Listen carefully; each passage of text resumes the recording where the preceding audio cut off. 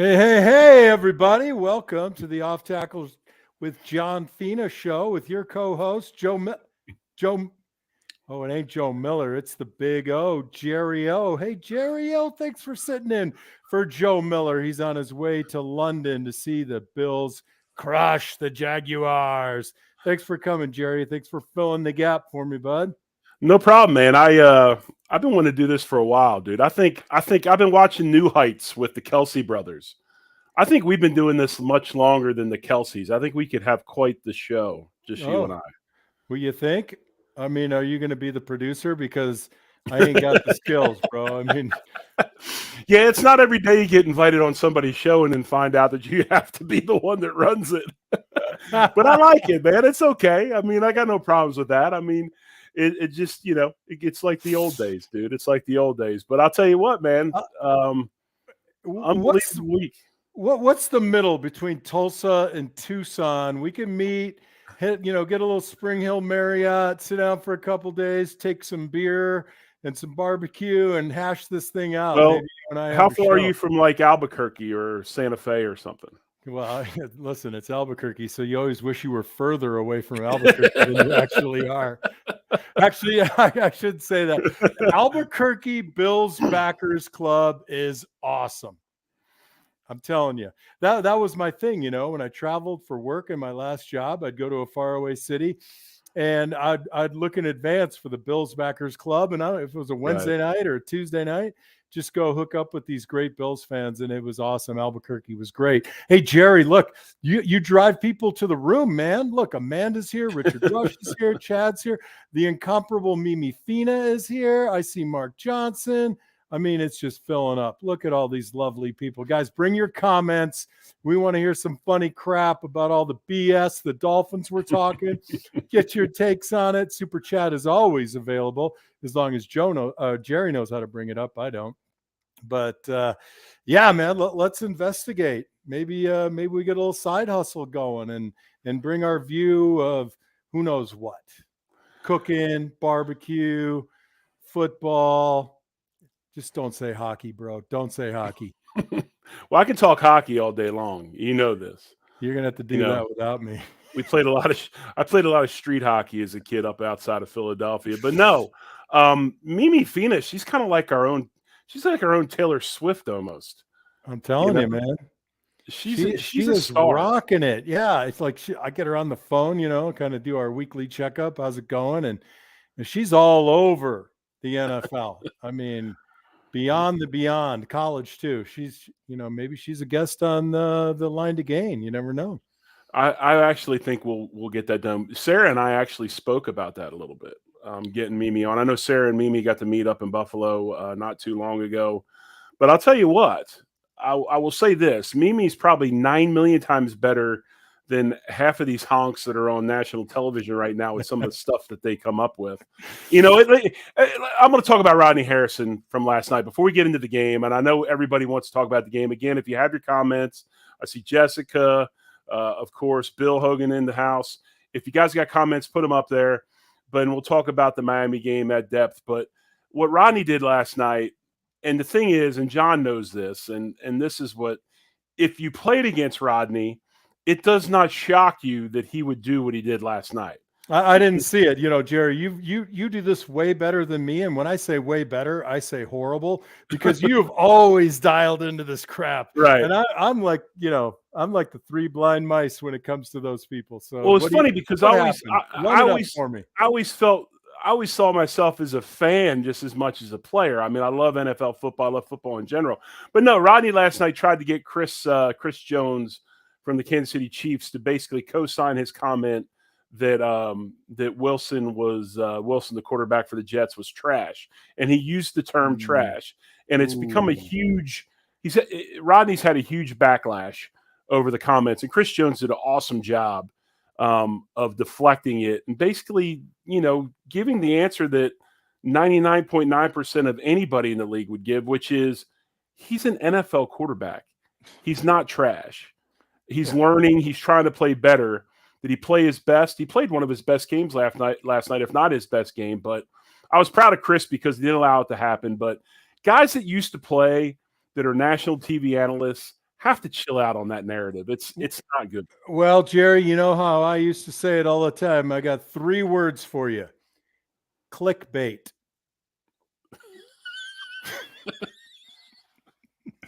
And by the way, we probably should have a subtitle over the comments of inside jokes and stuff, because most, but go ahead. Yeah, dude, I don't know. I mean, that's why I never really got into player bashing, because, well, let's take the instance of Zach Wilson, right?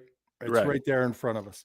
How many quarterbacks have left a situation where they were a first-round pick or second-round pick or heir apparent or whatever the hell it was, and they did not do well there? They get trashed, they get dragged, they end up leaving, they go to another team, it's a better fit, and the guy ends up becoming, a steady, strong player in the NFL. And you're right. I mean, you're at the level where you're taking snaps on the biggest stage in America with the best sport in America, and having somebody drag you for being trash. And I'll tell you, a couple of those throws he made last night, nobody in the comments section or on camera right now can make those throws. No, without a doubt. I mean, his one drive, the touchdown to Lazard, was surgical, that drive. I mean, he made some of the best throws of his career, short career right there. But no, as a person that actually, we all have different journeys to the league. Mine obviously was much more interesting than most. But when you get cut 3 times, you tend not to refer to people in the league as trash. Believe me. Right. Well, and I had a different route, and I still got dragged. I mean, that's just the way. If you don't get dragged, then you probably, obviously you're not playing, because like I tell everybody all the time, until you wake up on a Monday morning and your picture's on the front page of the sports page with 4 of your other buddies, you just don't know what living's all about. That's right, baby. And no one can see it coming. It always blindsides, right? Zach Wilson last night, he had great vision on a drive, and maybe that's the beginning. And speaking of vision, Jerry O, this would be a fantastic opportunity for you to play our sponsor in Fichte, Endel, and Elmer Eye Care, who has graciously supported not just this show, but all the shows on the Buffalo Rumblings Network. If you don't mind, let's hear it. Picture this: crystal clear vision without the hassle of glasses or contacts. Imagine watching Josh Allen's game-changing touchdowns with absolute clarity. At Fichte, Endel, and Elmer Eye Care, we can make that a reality. Now, in a matter of seconds with Zeiss Smile technology, you can see clearly and get back to doing the things you love as soon as the next day. Visit us online at Fichte.com and take our free self-test to see if you're eligible and schedule an evaluation. At Fichte, Endel, and Elmer Eye Care, we are focused on you. Go Bills. I love the end of that when Spence just goes, "Go Bills." It's so sweet. Hey, you know what? I want to dovetail on that, because I was in ophthalmology for a couple and a half years in my last job. And I'll tell you, that Zeiss system is legit. So if you have eye care needs, head on over to Fichte, Endel, and Elmer Eye Care. Get checked out. Go online. Find out what it's all about. You know what? You can't believe the numbers. Even the NFL is tackling eyesight issues. Take care of your eyes. Take care of your body. Take care of your eyes. Go see Fichte, Endel, and Elmer. And as a person that has, was not in the eye care industry, but likes to hunt and fish, Zeiss is a world leader in optics, in scopes, and also binoculars. So absolutely, there you have it. And if anybody would like to send me a pair of Zeiss binoculars, I will receive them graciously. Exactly. So Jerry, you're not totally familiar with the format that Joe and I usually run. We kind of talked about it earlier today. It's loosey-goosey. We typically start with, thoughts on the game. If you can keep your excitement down and just not scream at me. I mean, come on. So let's go. Why don't I'd like to hear your insight. What are your thoughts on the game? Well, I think the biggest thing right off the bat was, while the defense was trying to figure things out and try to get a feel for the game, we responded every drive. We put 3 touchdowns up on the board. They put 2. The first 5 drives of the games were touchdowns. I texted you and was like, hey, man, were you on the team when the last time they played the 49ers and they did not punt that just unbelievable game in San Francisco that the Bills won? And you were a rookie, you said, and it reminded me of that, a game that I'd heard so much about. But no, I mean, just the fact that they stayed in it, there was no panic. The players were locked in, and you could see that they had a big time trust in the game plan in all facets of the game, offense, defense, special teams, because it's kind of, it's kind of Miami style, right? They almost hit you with like this. They try to just bull you and on rush you with so much early to see if you can handle it. We took the punch and we were still standing. And I think that was huge for Buffalo. I think that was a huge statement that they made right off the bat in that game. I like your take on it. I really do. I think they looked calm, cool, and collected.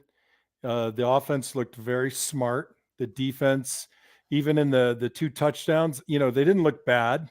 Nothing was glaring like, oh God, like, as a fan sitting in your living room, that feeling growing up in your belly and you're like, oh crap, things are going to devolve here. There was always this feeling that we have a good game plan. Right now, it's just, the 2 fighters standing in the ring, trading blows, and who's going to miss the first blow. And I'll add, when people ask me, what are the keys to the game? I say the same thing every damn time. Start fast, score first, or match their score and just go toe to toe, match scores until somebody gives. Somebody always gives. And, people will say, well, Miami was missing, their linebacker, their tackle goes down. I'd never love that argument, right? I mean, you and I played together when we lost with all the stars on the field, right? And we won with guys that weren't in the locker room 2 weeks previous. So you play with whoever shows up. There was a real excitement, and you could feel it in your living room at home. The Bills Mafia, everybody in that stadium, it was resounding, and it was an electrified atmosphere, even if you were watching it on TV. So it was thrilling to be a part of it, yet not be there. Right. But the thing that reminded me, John, and if this game didn't exemplify this comment that the great Marv Levy always used to make to us all the time, and obviously the one everybody talks about, they use it now as the hype to start the game, but the thing that I always remembered Marv saying was play at a level that they're unwilling or unable to match, right? Yes. That was a definition of play at a level that they were unwilling to or unable to match. And they could not match the Bills offensively, defensively, special teams. We just, we stood in there and we started playing at a level that they just couldn't live up to. And I think that's a big deal. You know what? That's a really cool point that you brought up. But the underlying part of that I want to ask you about is it's only 17 games. It's only 16 games when we played. What's the big deal? Like, can't you just flip a switch and turn that on and be on at all times? It's really hard to do, isn't it? Oh, it's incredibly hard to do. And what people don't get, it's not just the game. Football was easy in college because somebody told you where to be all the time. They made your food for you. You went to class, you came back, you didn't have to think. You just had to do, right? Well, now when you come to NFL football, when I'm at home, I'm dealing with sick kids, a broken down car, my air conditioning went out, my furnace isn't working, my mom, there's just so much outside of the game that you have to deal with. And to think that a human being is just going to be at the top of his game every week is naive. And I think, John, that's where and you'll hear Mitch Morris use this term a million times, and I appreciate Mitch Morris so much, but he uses the term professionalism, right? He's a professional. And that's where being a professional is. It's being able to concentrate on your job when you've got other things going on in your life. Maybe it's injury, maybe it's something with your family. And, this is something I think this Bills team, as Josh gets older, a lot of the guys that they rely on are getting older and more experienced and those types of things. I think you saw that this weekend. I mean, everything's not going to go right. Poyer didn't play. And you know what? They stepped up and they played admirably. And it's a big deal. And I think this Bills team, their mindset, now hopefully we don't get caught up in the national rag of now they're the best team in the league. And this is the Bills we thought we were going to see last year, because we all know week to week is so hard. But I think this Bills team is really coming in with a professional attitude and taking care of their business. Let me ask you this, because this is the part of the show that I forgot, because Joe usually runs it and he's probably got some agenda up on the wall. I don't roll that way. Things come into my head, so I just say them. Right.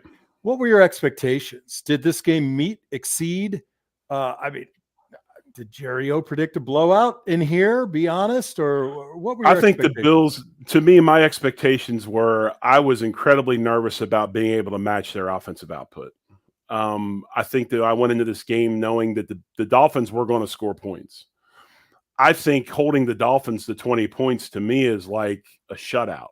Boom. Okay. I mean, to me, that was like a shutout, because sometimes, rolling in, you just want your defense to get a couple stops.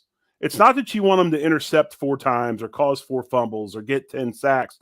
You're hoping that your personnel can get a couple of stops and then your offense take advantage of it. So my expectation, I was very, very nervous about us defensively, and felt from the get-go that the key to the game defensively anyway was going to be our front 4 getting pressure on Tua without having to bring a ton of blitzes and dogs and things like that, because it nerved me up with being able to cover these guys one-on-one. And man, that defensive line just played outstanding.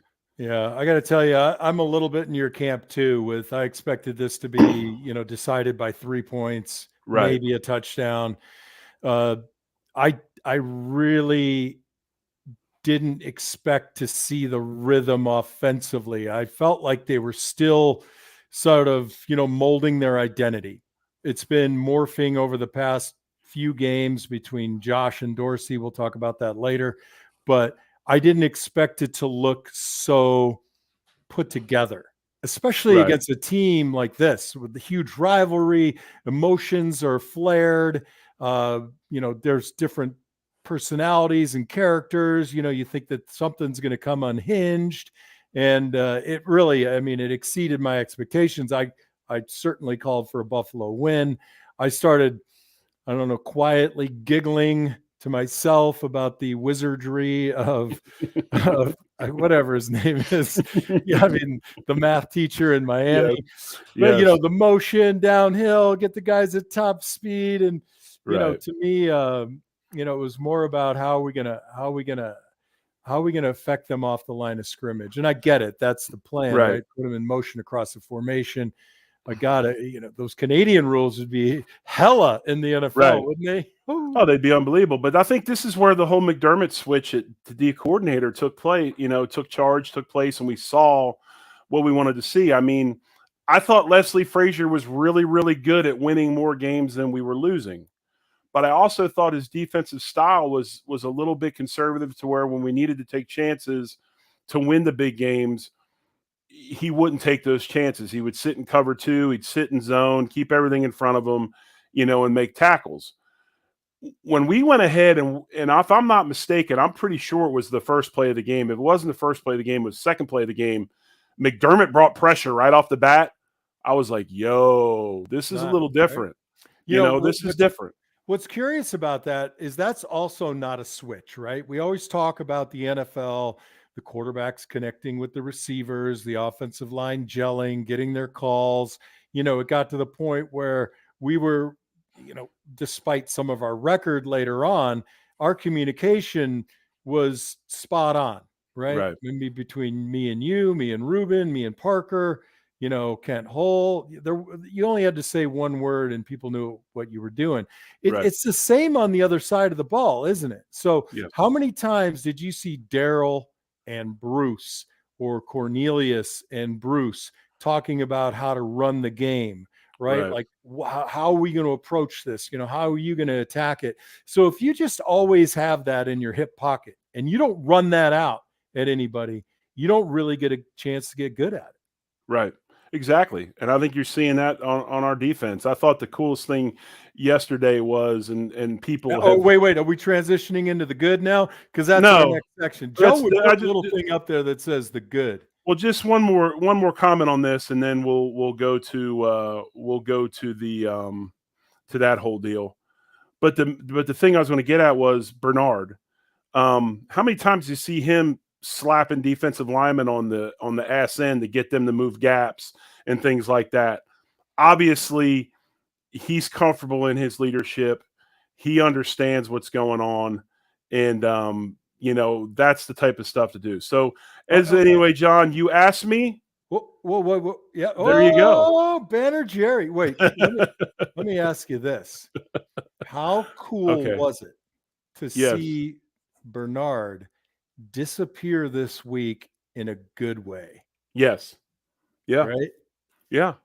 I mean, just when your name isn't being thrown around for, gymnastic interceptions and, thundering hits, but you're also not getting called out. Your defense is performing well. You're a silent assassin, right? I mean, Right. I would, and there's this heightened awareness, right? You're looking for, is he making the right drop? Is he in the right coverage? Right. So that was really refreshing, not exposed, doesn't have to be flashy.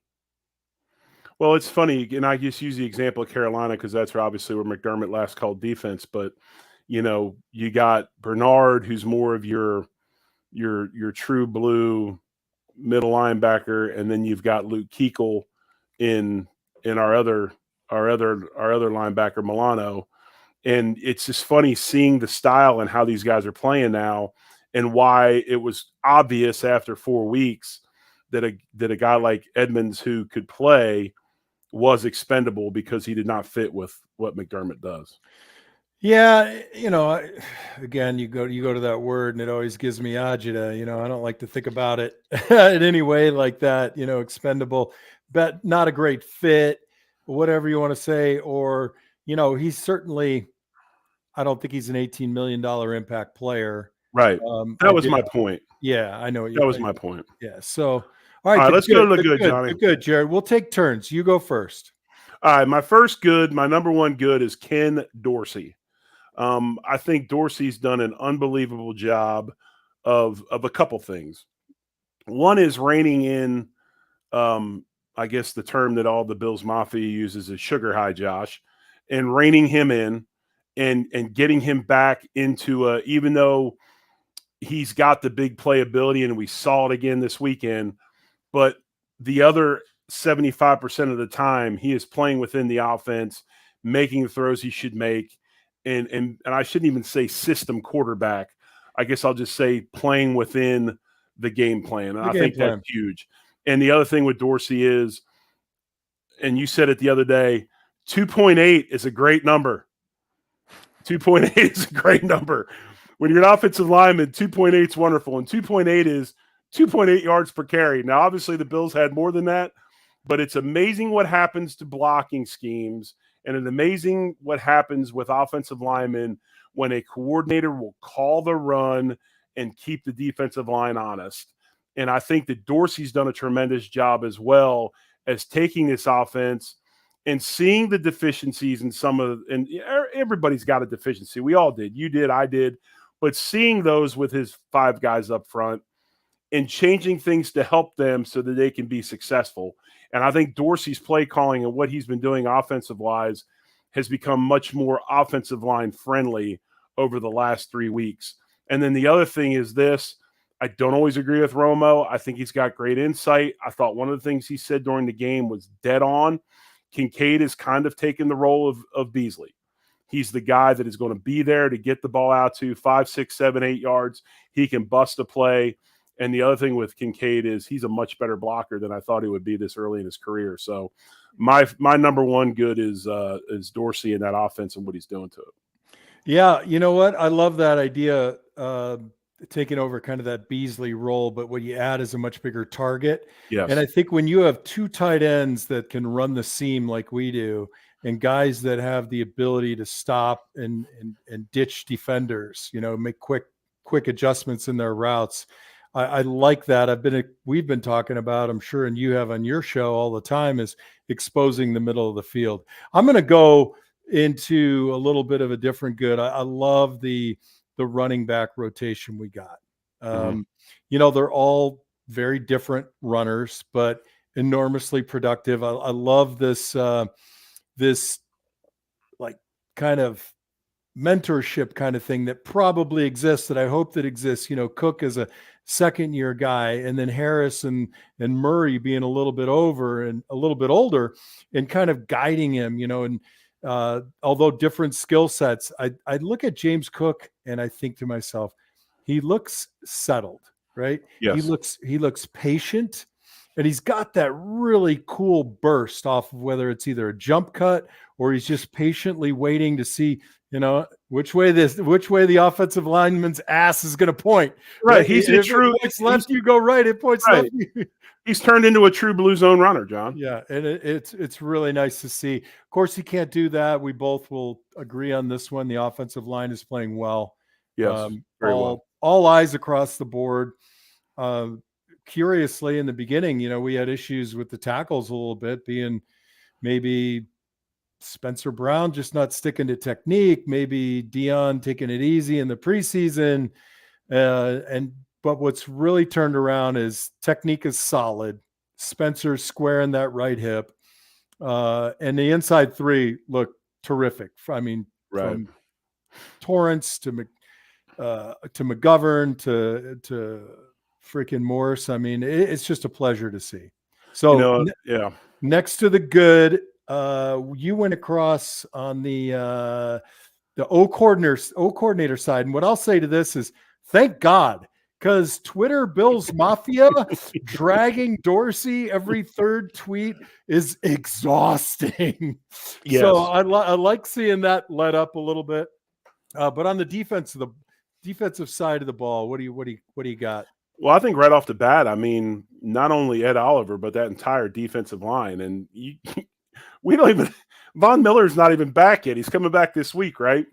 I think the sign – this is – and Bean got a lot of grief this offseason with some of the stuff he's done. He also gets a lot of grief in the draft. But you want to talk about an unbelievable draft.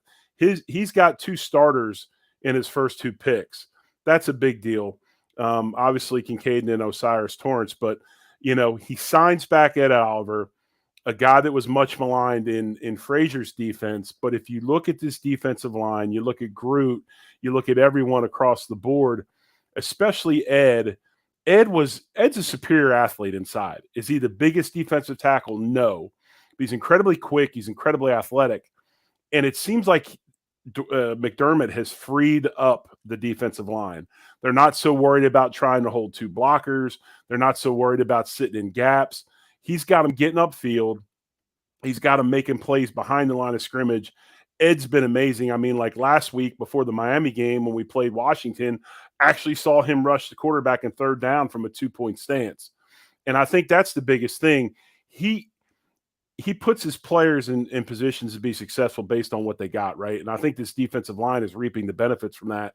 And the game they put on was just tremendous. Do you think Ed Oliver can really pull that off? And I agree with you, by the way, if there isn't a Daquan Jordan battle going on. The 2 of them have stepped up their game. I think Daquan is kind of leading that, but I think Jordan's stepping it up a little bit. And when you got the edge guys playing well, even Kingsley Jonathan was getting free out there. Right. So that all matters. Yes. They're getting Ed singled up inside. They're going to have to pick who they want to slide to. Obviously, I think a lot of teams have chosen to go to Floyd, because Floyd is still, even though he's up there in age, he's still an elite pass rusher, one of the best free agent signings that they've had. Yep. And that leaves guys singled up. And I think that, Jordan holding space, and that's why I thought it was really, really, really smart to sign him back and maybe even try to bring another guy in, a big guy. Obviously, Poona Ford has not seen the field yet. I don't know why, but he hasn't. But then the other thing was, then you got Groot. Groot had was Poona an insurance policy for Jordan Phillips' shoulder? Probably. a cheap insurance policy. Yeah. I would say that to be the case. It's a good call, John. There's nothing wrong with having that No, guy not at all. on the bench, right? But I Ready think to the go. other thing is Rousseau has a sack from a 3 technique. Played inside, Right. which I've been Yeah. calling for a while. I think he's a mismatch inside with his length and his Yep. size and strength. And Hey, you'll I'll tell probably you- see more of that now with Von Miller coming back. And what I don't like, and I love that you're calling out that 3 technique. Long arm the guards if you got the chance, and if you got the burst, the first step. I think that's a great play. What's always bothered me about him is I don't think at his young age he really plays, with enough lead in his ass yet. And I Right. don't like seeing him in a 7 or even a 6 in a 2-point stance. I just don't think that he yet has the burst that he can get, the camel moving quick enough, But exactly. here's my good. I think, minus there, and look, they're going to get theirs. Every NFL team is going to get theirs. I thought that our corners played really well. Yeah. I thought that our secondary, particularly the corners, whether they were press man, occasional press bail with, 2 high safeties in the back and 2 very competent linebackers just defining the middle space. I thought the corners did great. No, I think the corners played incredibly well, and the panic set in a little bit when Bernard went down with the shoulder, but he showed back up. Not Bernard. Benford. Benford, excuse me. Too many B's for my mind. When Benford showed back up and played late after he went out with the shoulder injury, that was awesome to see. And it's obvious that, and I think it was my man number 10. What's my man's name for Khalil? The quickie. Hill, right? The cheetah. Yeah, the cheetah. He made the comment after the game that they basically played man underneath and a 2 shell behind it and said, "Okay, corners, get aggressive." And it's amazing what happens, especially with smaller, quicker receivers, when you got physical corners that can put hands on people. It's amazing how things all of a sudden happen. And then you look at Tua's numbers this past game. I saw something today. I think he threw to the first read 85% plus of the time yesterday. So obviously it was that or have to go because of pressure.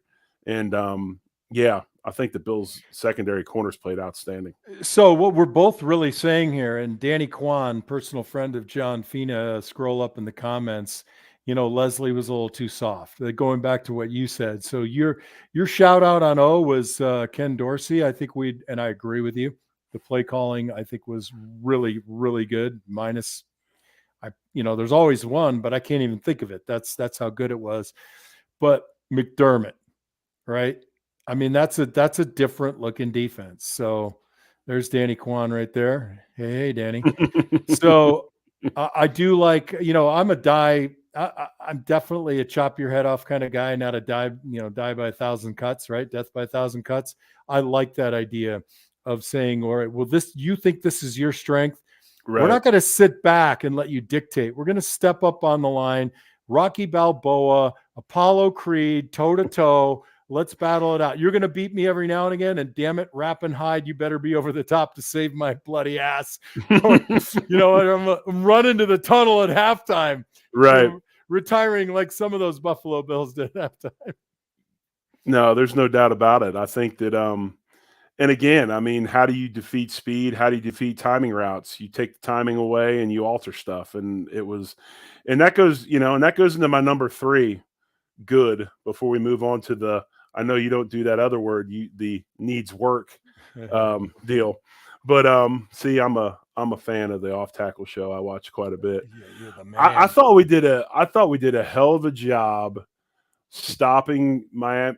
I shouldn't even say stopping Miami's run. They did have some bigger runs, but we decided we were going to limit the running game, not just not let them go wild, and we weren't going to go ahead and put a ton of guys in the box to do it, where we were singled up outside. I thought the Bills did a tremendous job of controlling Miami's running game, controlling Tua with minimal guys in the box. And I think you and I talked about it today.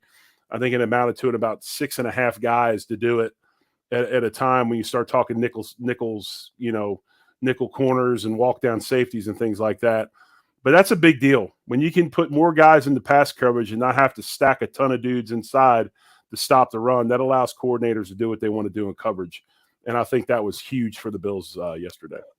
Let me ask you this, because, there's a lot of talk about this. Joe Miller and I go back and forth. I'm pretty solid with I'm okay playing your nickel defense as your regular. I think seeing 7 big guys out there is infrequent. Some teams are able to pull it off. I think it's really a personnel thing. But do you believe that playing gap control and having a 6-man box just doesn't work against the run? So if you free the guys up, you're in all likelihood, you're in better position to make a running back choose rather than sit back, catch, and try to 2-gap it. No, I totally believe that. You got to be in your gap, but you also got to be able to beat that blocking. What the term used nowadays, since I have a son that's a defensive lineman, is retrace, right? I'm going to do what I have to do to beat that guy in my gap, but then I'm going to be able to retrace down the line and make plays. All right. And I'll accept that one. Not the grab snatches one.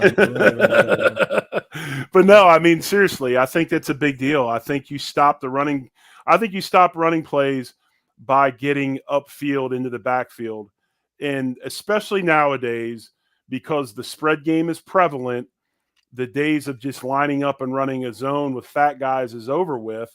They still do run zone, but there's so much gap scheme football now.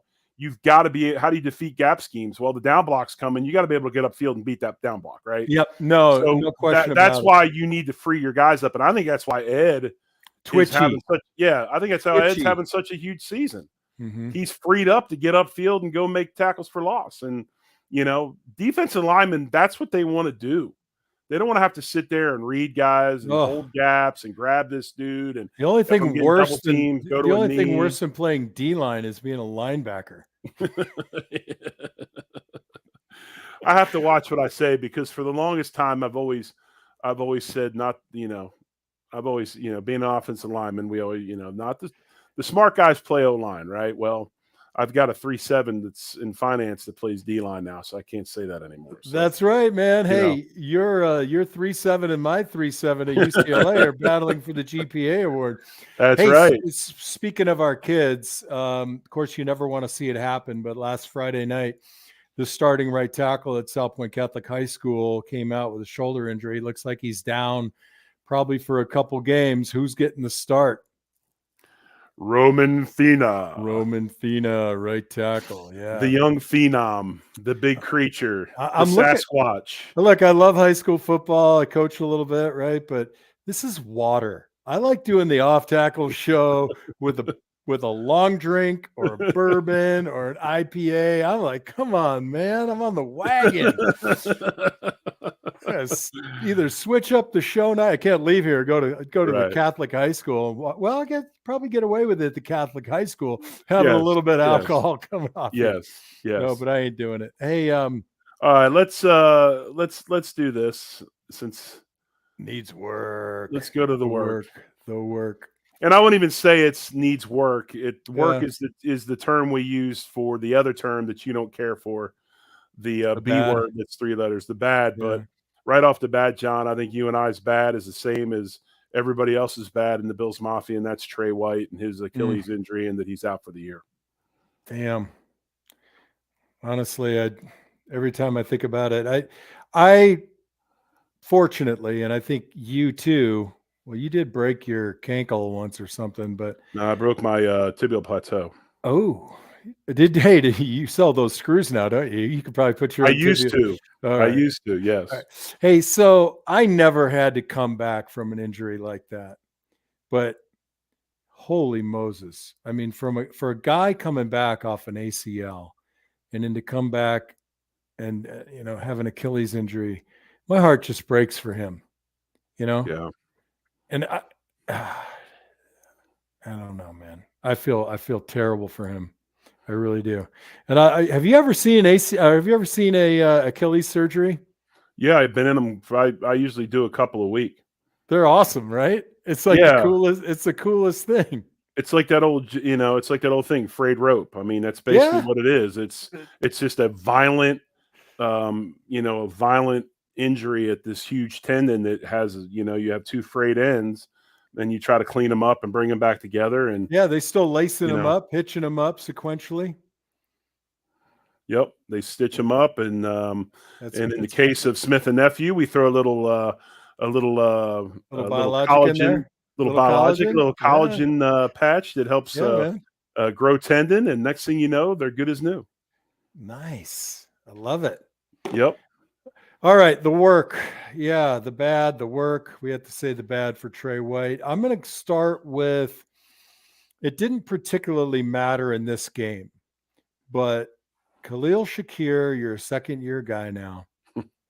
That catch in this game doesn't mean anything, right? But the throw was magnificent, right? This guy makes throws that if he's going to put the effort in, the skill, the vision, the Fichte, Endel, and Elmer eye care vision on that throw. That was legendary, by the way. Thank you. Catch the ball. Yeah. Oof. And again, what it does, and John, what it does is that catch gives Allen confidence to throw you the ball again. Mm-hmm. Now it's going to be a minute. Now it's going to be a minute for him to try to fit the ball into you. Yeah, he won't say that to your face. Oh, no. He ain't going to say it to you. Yeah, and it didn't matter in this game, right? But it matters.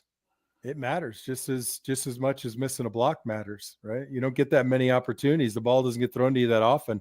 Right. Catch the ball. What else needs work, Jerry? I mean, we're not watching the film, but you can always tighten up stuff. Well, we talked a little about safety play and then tie that in with the health of our defensive secondary all together. Maybe a little bit more downhill from our safeties. We talked about that a little bit. Get involved a little bit more. But and I only think that in a game of this magnitude against receivers who are statement type receivers, right. Waddle makes a catch and he does his little penguin thing, right? Irks me. And I don't think Tyreek has a celebration I don't like, but I just don't like him because he plays for the Dolphins now. But man, come downhill and what would we used to say? Lay the wood on those guys. Yes. Right? Lay the wood. Yes. Just wood. So I'm all for, and of course, McDermott called a great get, criticize him, but man, I'd love to see Micah Hyde or Rapp come down or Porter next time we play them or next big game and just say, I own the middle, right? I own this area of the field like Atwater used to do. Oh, yes. Yes. By all means. And who was the guy that played for the Raiders and then the Jets, cut the end of his finger off, just had it amputated? Ronnie Lott. I don't think most people know that. He had a sprained digit that was so bad, he just said, cut the damn thing off. Yep. And he played with a nub. Still has played with a nub. He still got a nub, right? He said, give me 10. He said, I ain't got 10. Well, then give me what you got. Damn, no, I think that's tough. That's an elective surgery right there, bro. I think that you and I could do that one in the kitchen with a meat cleaver and some. I mean, I'd go to Joanne Fabrics and get some 3-0, maybe a little lidocaine, and a tourniquet. I mean, you can do all kinds of stuff. Oh hell yeah! But no, I think that we talked about it. I think I'm just a little nerved up with our DB health. Obviously, we talked about that. We talked about Trey, but then the other thing is, and it's probably something I talk about every week on our Line to Gain show with Sarah. And I saw her in the comments earlier, so she's still listening. She'll laugh when I say this. The other thing, and it's not that needs to be worked on. It's just bad. Bass's single eye black just drives me insane. That's bad. I can't comment on the guy's kicking because he's a freaking beast, but I can comment on his style, and that single eye black drives me nuts. Jerry Ostrowski, fashion writer for every time he comes on the field, I want him to play "Don't Go Chasing Waterfalls" by TLC. Oh, man, that's a great song, bro. I'm telling you, that's a throwback right there. Songs from the club when we were in college and early in the NFL, down with OPP. I mean, come on. Exactly. But really though, John, it's hard to talk about the work when they put on the type of show that they put on this weekend. Yeah, it is. It really is. And the nice thing though, if you have the right mindset, and I think if this team Oh God, you listen to the window's closing. Everybody wants to say something for clickbait, right? So the window's closing Right. on Buffalo. You start hearing that, but in the back of your mind as a player, I knew I wasn't going to play offensive line when I was 50 Right. years old. So as a career, your window's always closing every day. Right. You're a day older. So I think with this team, I think the focus is there. You take a win, Jerry. We would always have hell of a lot more fun watching film and a win, but the offensive line coach, whether it was Tom or whether it was Carl, would ride the shit out of us in a win, right? In a loss, so you knew you were going to get a beat down, right? That room was quiet. And then in a win, you'd be celebrating. Hopefully, when your bad play is coming up, you start yucking it up a little bit. Quiet in the room. God damn it, Ostrowski. What kind of friggin' footwork is that? What the hell are you doing, God damn it? Actually, I believe the term of endearment Carl used for me was Pollock, but that's beside yeah. Hey, Jerry, tell us a little bit about one of your memories from a Miami game long past and how you tried to sell out Bubba and the Fiends. Just tell me how you tried to set me up for failure and get my ass handed to me. I don't know what you're talking about. Come on, bro. I don't know how that was selling you out. Bro, come on, man. We're on 1st and 97 on our own 3-yard line. We go rolling out of there. Everybody knows you're going to run the ball. Parker and I are in 3-point stances, and you and Mike Devlin are in 2-point stances, man. Like we're going straight drop back. Like that don't help me. It doesn't help me with the defensive end. You standing there like that, I can't sell a run. There is no doubt in his. Now I'm stuck in the stands in Miami. Can't hear. Well, let me give you the rest of the story, okay? Yeah. Is there? Because all I knew was you and Devlin laughing at us tackles. Saying, here's the rest of the story. So I came to Buffalo in the off season, I came to Buffalo in the middle of the last Super Bowl season. Right. So I'm on the practice squad, and I'm there all off season. I have what I felt was a really good camp, and lo and behold, I got cut again. And I was one of the last cuts. Marv and John brought me in. I'll never forget it. We walked into John's office, and Dwight Adams, Marv, and John Butler were sitting in there smoking cigars. And the only clear air in that office was about 6 foot high. From 6 foot to the ceiling was just straight smoke layer, right? So I'm in there ducking to try to see people because, I'm in the smoke layer. And they're like telling me how they're going to release me and they want me back and they're going to give me more money, blah, blah, blah, whatever. So I go in the practice squad that year, and with 3 games left in the season, or it was 4 games, 3 or 4 games, just long enough that they could screw me on a free agency year, John. You know how that works. So Marv calls me in the office. He called me into Rusty Jones's office down in the old his old office in the old weight room in the stadium.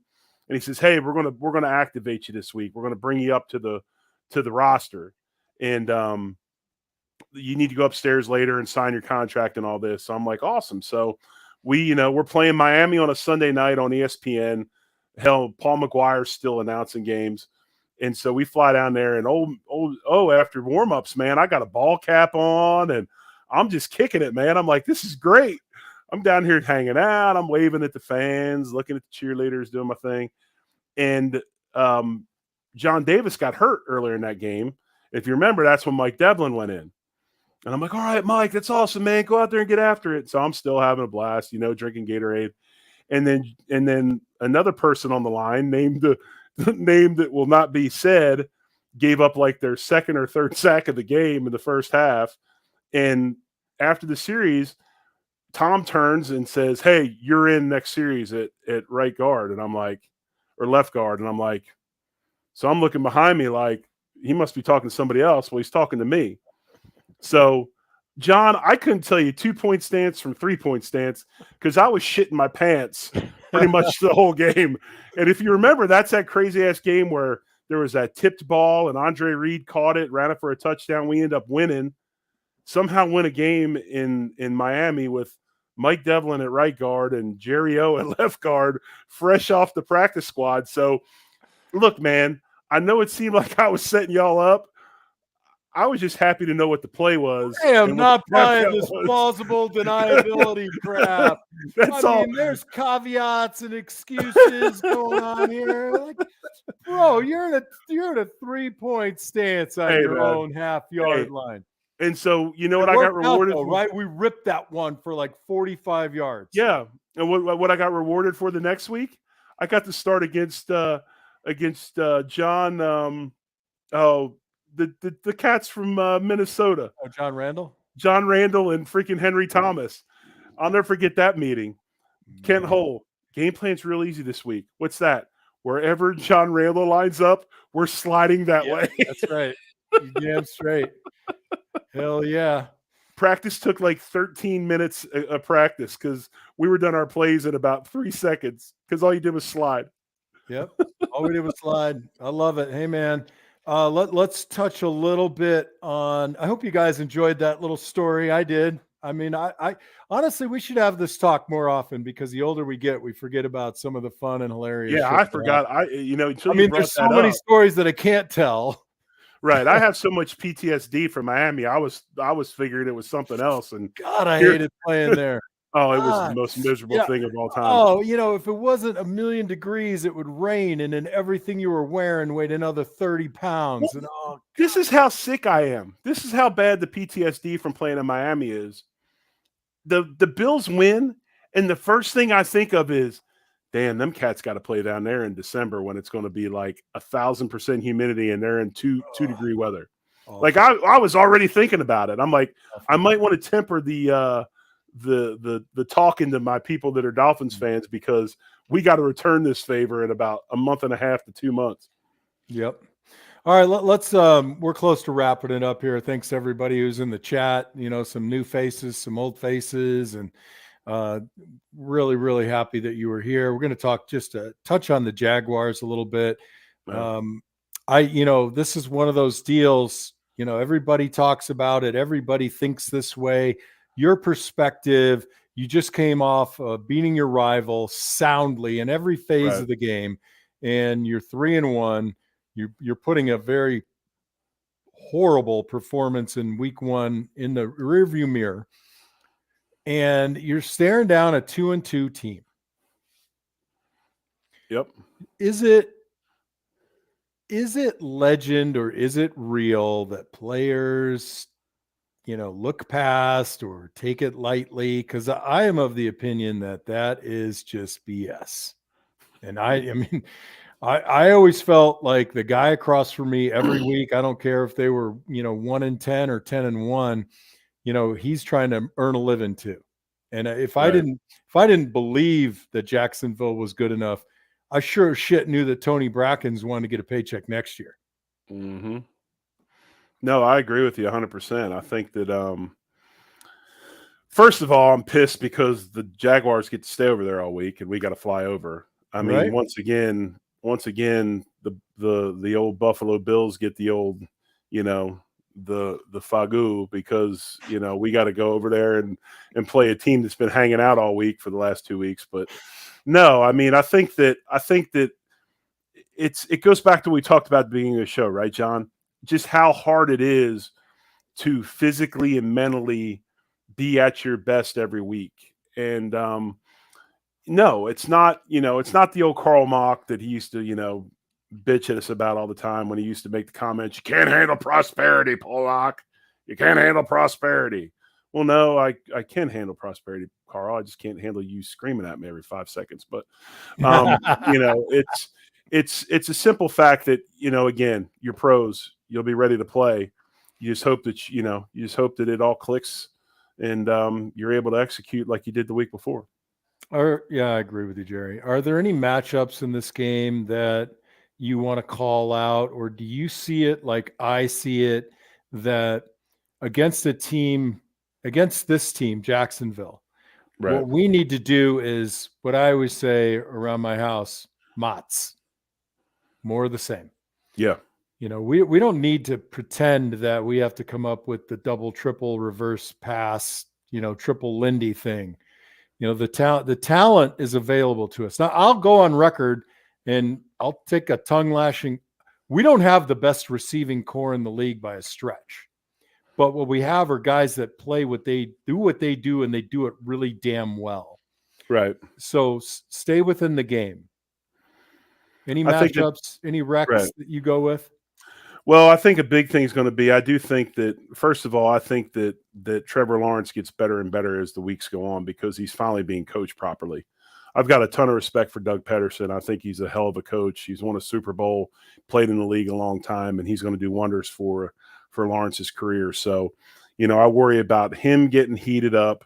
I worry about Calvin Ridley, obviously Christian Kirk, Zay Jones. They've got some receivers. And if we're not, again, we're trying to come off of a game that was extremely physical in our defensive secondary. Does Poyer come back this week? Is Bedford healthy, or is he going to have a lingering shoulder issue? If we have to play Elam, is he rusty? So I worry a little bit about their receiving core and our defensive secondary just off the fact of the type of game we were coming off of. So I think our D-line obviously is fine. It's tremendously deep. Our linebacker core maybe isn't super deep, but the guys that are playing seem to be healthy, not banged up. And offensively with the Bills, I think that it goes back to the old K-gun days where you're not going to change the core of what you do. You just hope that there's a couple wrinkles or you see a few things that the Jaguars do that you can add a couple new plays or a couple new routes that will expose them. Because I think they misconstrue NFL football, where I think in the college game, it's so scheme-oriented, right? Our system. And I think Dion said it last week best, and I think he said, I'm trying to get my offensive coordinator to understand. I want him to call the game like an NFL game. I want our best players to get the ball most of the time. Mm-hmm. And that's kind of how this is in the NFL. You look at matchups and how they all come to be. This is a game where I don't think the Bills change what they're doing. I think what they're doing is tremendous. Maybe a few more wrinkles. I'm really, really looking forward to that game that Kincaid really breaks out because I think he's close. And I think he's learning every week, getting more and more comfortable with guys on him, putting hands on him.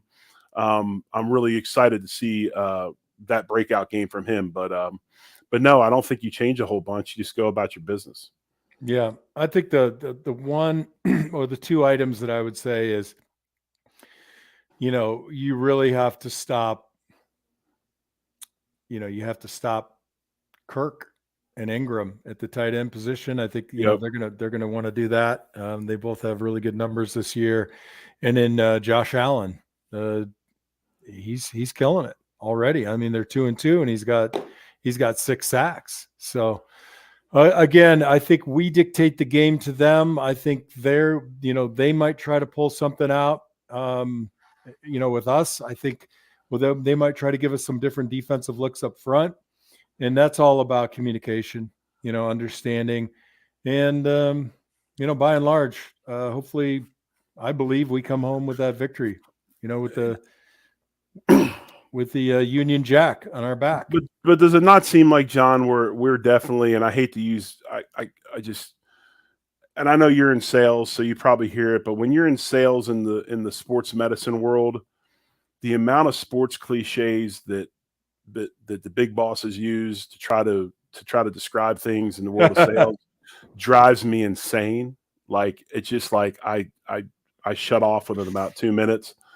But using a cliche, Come on, Jerry. It's 4th and 1. You're down by 4. You're at the 11-yard line. It's 4th and 1. You got to get across the goal line. You got to get that 4th down to get this number. I'm like, bro, that's what makes that McCafferty commercial so great. Yes, Home Depot or Lowe's. Yes. You're gonna take this to the house. Well, I live at the house, so that's where I'm taking it. Right. Very rarely do we seem to get. I know last year it happened with Cincinnati in the playoffs, but very rarely do we line up and get our ass beat by a team just physically and beat up. Yep. A lot of times, to me, the Bills have issues when we beat ourselves. Yep. When Josh goes sugar high Josh, we try to do a bunch of stuff we don't do. And if we don't do that, right, when we don't do that, we'll be fine. Yep.